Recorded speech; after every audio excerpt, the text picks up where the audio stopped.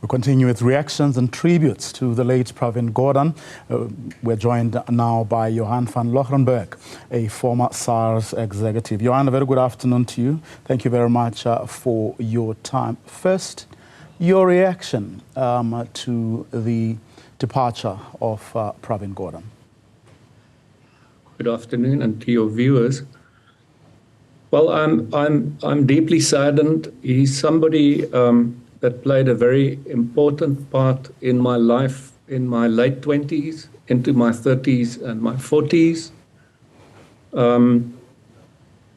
Yeah, my heart is sore. Tell us about how. In other words, what was your relationship with him in your 30s, 40s? Oh, my relationship was purely professional. I met him when I was 29 years old. By pure coincidence, he saw my surname on a motivation when I was to be appointed at the South African Revenue Service at the time when he was still the Deputy Commissioner. I had no idea who this man was, but he asked to see me. He wanted to clarify something because he thought I might be someone else that had a similar surname. And on that day, when I met him, I actually thought he was just an ordinary human resources department official or manager. But within seconds, I realized I was speaking to somebody of a particular caliber. Super intellectual, super analytical, and the conversation very quickly turned into how he thought the Revenue Service at the dawn of democracy really could play a broad role within government to help the criminal justice system combat crime in general, to improve the tax compliance rate as it was at the time, and the redistribution of wealth by way of using the tax system. And so that started off my lifetime, where I then interacted with him for the next 16 years. First, for the first decade, as he was the Commissioner of the Revenue Service, and later on as Minister of Finance, obviously much less so did I interact with him at that time. But it also became a determining factor in the next decade when I left the Revenue Service in 2015, when all sorts of nefarious characters came for us and all had in common that they wanted to see the Revenue Service fall at the time in 2014-15. And for an entire decade, we were tied to each other in this sense that we were both, in one way or another, being pointed at as part of a massive propaganda campaign that suited various people for various reasons. So that's, certainly he was a central person in my life from various perspectives, but in the main, as an example of integrity, hard work, sheer determination, and standing up for what's right, regardless of circumstance. And ultimately, the fact that he was prepared to contribute towards the betterment of society for all, including those people that today criticize him or don't like him, or never liked him or viewed him as his enemy. Everything he always did was for everyone in this country. And that, I tell you, is somebody that worked with him. Yeah. Talk us through just a little bit about that period when, as you say, you were tied together. There were all these, as you call them, nefarious characters that, were having a go at both of you.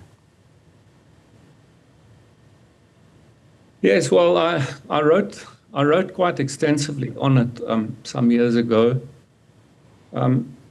I think safe to say that Mr. Gordhan was, at the time when he was Minister of Finance, And thereafter, when he was moved to cooperative governance and traditional affairs, and later back to finance, and then in that period, I think he also just served as an ordinary member of parliament. He was viewed as a threat to various groupings, politically orientated groupings, organized crime groupings, corrupt people, power-hungry people, and so forth, from various quarters. He was seen as a stumbling block, and people just tried to find ways to get him out of the perspective and out of their way, so that they could have unfettered access to whatever they wanted to. And he just would not budge. I think people like myself and people who are part of a small investigative unit at the Revenue Service happened to so be a pretext by which they could hammer away at him. You know, in the conspectus of time and events, it's clear that people tried over and over and over again to blow life into a completely hocus-pocus story with a view to tarnish him, to put pressure on him, and to remove him out of the equation. And he just didn't bend, he didn't go away, he just, you know, he stood for it, and he won in the long run. He won that battle. Of course, I mean, apart from his contribution in the war against corruption, people heap praises on him for his leadership role he played in making SARS one of the most envied state institutions. What about him, you know, made SARS, or what did he bring to the equation that which made SARS what it is today? You know, this is my personal view, obviously. I think it was obviously a combination of what he brought to the table genetically. I mean, this man was super intellectual. You know, he was a next level clever person. He was incredibly able in analytics, and he was a very patient man. But he was also a team player, but not an ordinary team player that conformed. He was a team player that kept on pushing the other team players to strive to do their best, and he was focused on output. I think coupled to that, he came with an ability to organize and you know, as an activist.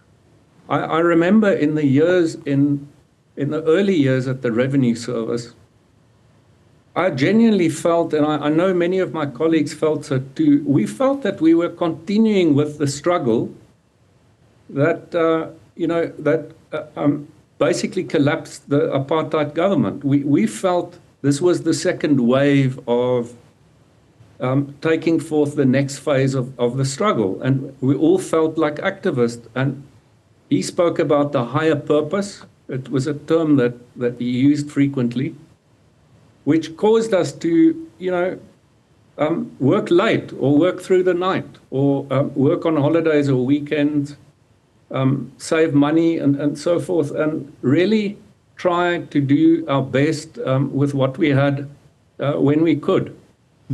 I think it's a combination of those things together with, I think, the teams that he built. He was capable of picking really capable and able people, and even people that did not agree with him. He was quite capable of allowing them to push the limits, because it, I think, enabled him to also look at a problem from a different perspective. I remember many occasions where he would ask multiple people to do the same kind of work, or come up with the same with solutions for the same problem. Everybody thinking he was duplicating work, but he actually wasn't. He wanted multiple perspectives. And as difficult as some people may have found him, I also found him difficult at times. It was never personal. It was never about the personality. He always played the ball, and he could work with anybody. That was certainly my experience, and I think that's what he brought to the table at the Revenue Service. Well, that's what I wanted to ask was, I can tell you, I had a couple of encounters with him myself, and I've heard this throughout the day. Also, I mean, watching social media as well, what people had to say, that in spite, of his wonderful contribution to the fight against corruption, notwithstanding or not taking away from his stellar performance at SARS and as a finance minister, there are people who feel he was arrogant. You are saying he was difficult. Having worked with him and having been in situations and in meetings where we were under extreme pressure to deliver, I understand why some people experienced him in that way. I really do.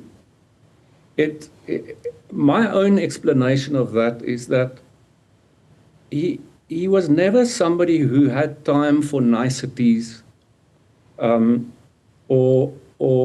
chit-chat, or talking about what's going on in the latest soap opera. He was an all-businessman who, as far as I'm concerned, believed that the struggle continued, and there wasn't time for, there wasn't time to waste. So it may be so that he might have been experienced as abrasive by some people, or arrogant, or whatever the case might be. I too experienced him like that sometimes, but when I thought it through and continued working with him, I came to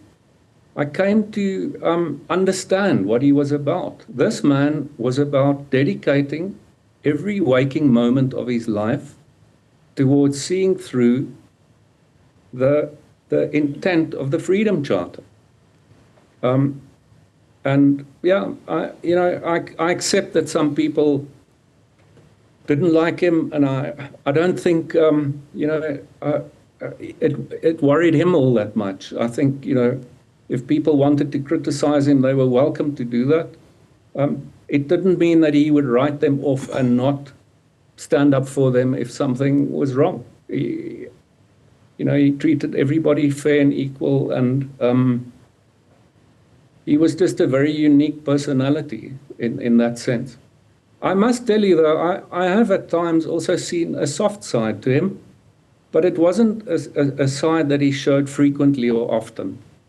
But I distinctly recall a few incidents where, he had it tough, and it was difficult. I think particularly when it came to when some of the detractors or his enemies or critics began to personalize things and make nonsense allegations about his family and so forth, and played way below the belt.